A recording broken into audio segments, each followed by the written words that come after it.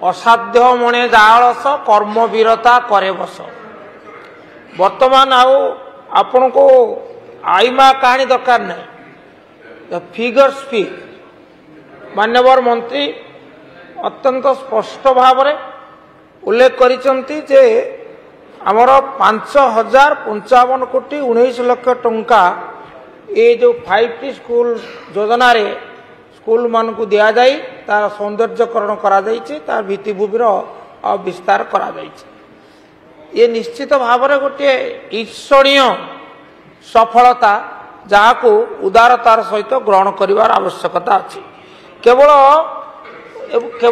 अति संक्षेप जाना चाहूँगी मंत्री महोदय एकथा जानती कि केते गुड़े स्कूल वर्तमान सुधा ये टंका खर्च करि पारि नाहंती।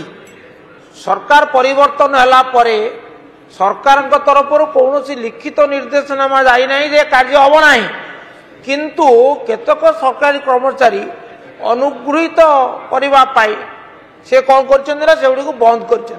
तेणु मोर प्रथम अनुरोध हम मान्यवर मंत्री जो जो स्कूल मान को मंजूरी होइतिबा 5T स्कूल अनुदान खर्च करा जाए नहीं ताकू तुरंत करने निर्देश देवे कि एक।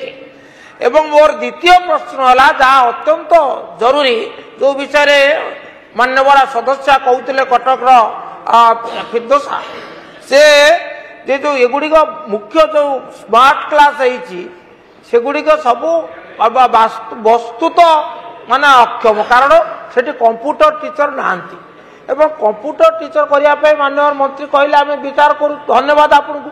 मु खाली गोटे निवेदन करने चाहे 5000 कंप्यूटर टीचर जो मैंने नियुक्ति पाई माने रिक्रुटमेंट होता परीक्षा देकर पास करते मेरिट से माने छटे बसती। आपण 8100 नुआ कंप्यूटर टीचर नियुक्ति दवाई गोटे निष्पत्ति करिसेंती। ये एक अभिनंदनीय निष्पत्ति, किंतु से जो 5000 छटे हेले जो माने इच्छुक जेहेतु से अभिज्ञ तेणु से कथा विचार को नेले भल हम एक कथा टी बुझे कि विचार करेंगे कि